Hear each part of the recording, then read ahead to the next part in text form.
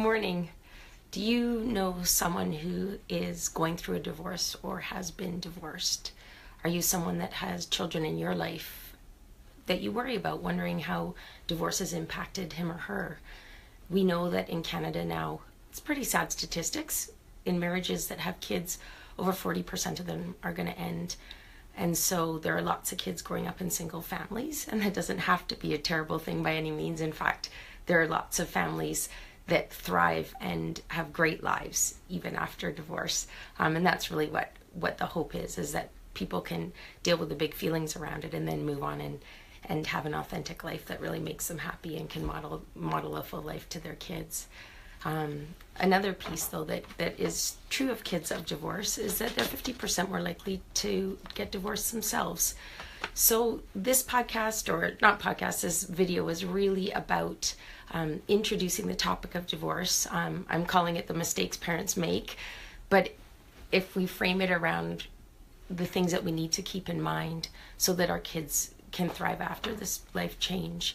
I put together a letter that I spent lots of time thinking about it, actually, about the different stories that I hear in my office and different people in my social circle, and even my own experience as a young person that grew up with a single mom. My parents separated when I was 3 years old.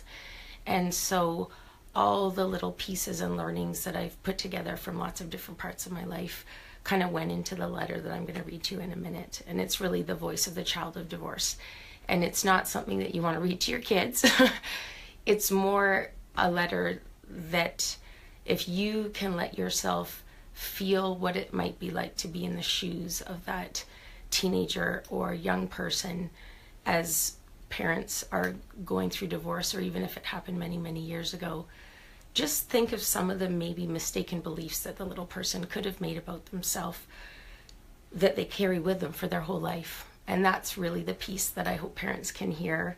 And I hope you really feel something too. I wrote the letter really hoping to ignite some emotion in you so that you can feel something. And if you can get to that place where you feel different, I know that you can do what you need to help support your kids through whatever they've been through. So anyways, I am going to read you the letter. And I just ask that you sit somewhere where you're not distracted.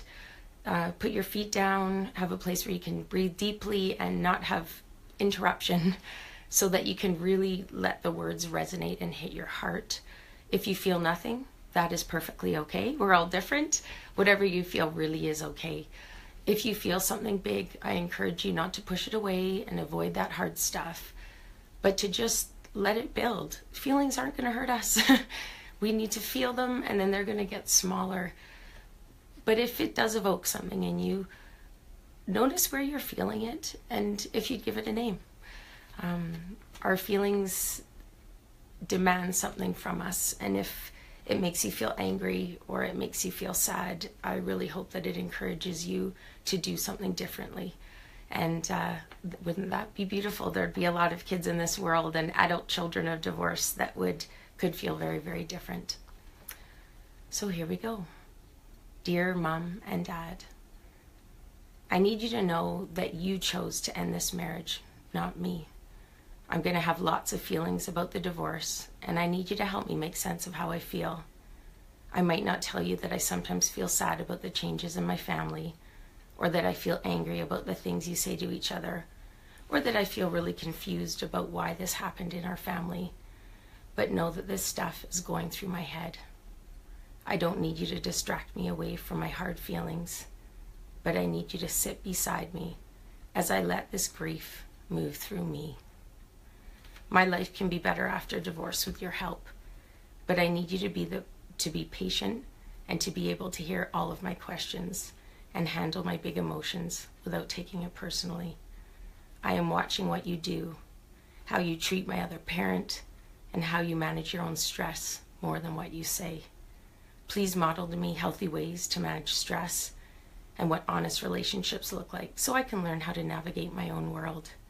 If you have hurt me in some way, apologize to me. It is never too late to make a repair in a relationship.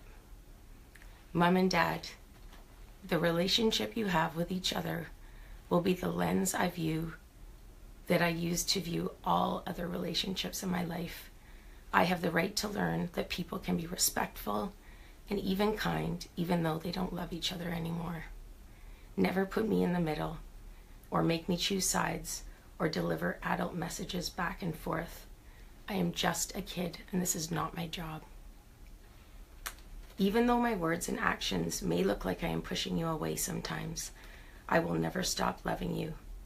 Deep in my heart, I want both my mom and my dad in my life. If one of you fades out of my world, it will leave a scar on me for how worthy I think I am, or what I think I deserve for my whole life. Make me know that I am your priority. Find a way to get busy in my world. How you fill me up or not will affect my self-esteem and my confidence. Mom and Dad, please take care of yourselves. Find a safe place to talk about your own big feelings without the words accidentally falling onto my ears. I am a child, and it is never my place to help you with your big people problems.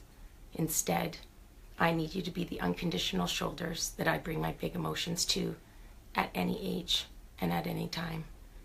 It doesn't feel safe for me if you become my friend. I actually need you to be my parent.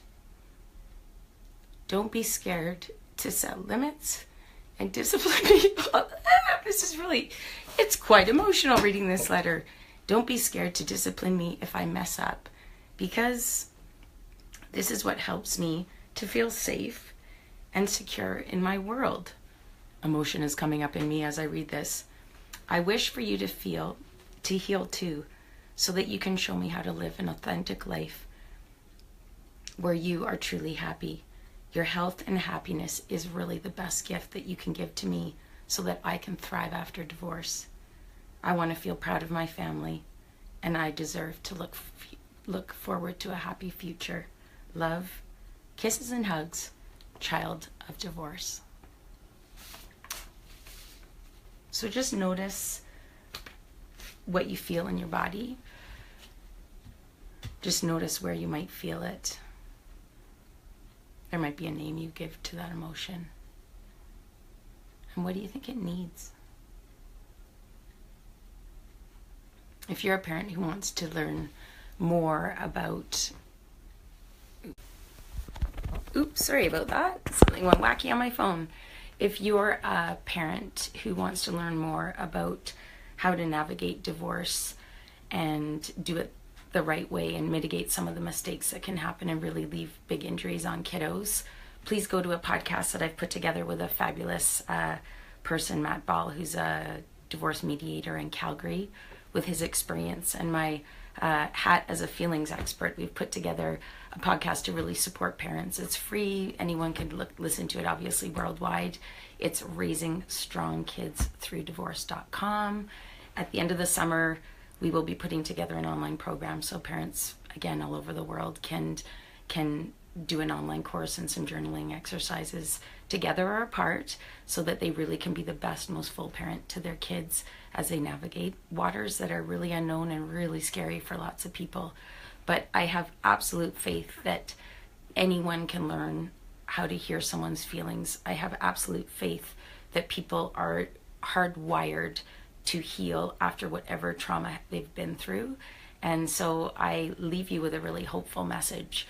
One around being open, being honest, being willing to grow, being willing to be vulnerable, because those are the things that are going to help you rock in this world.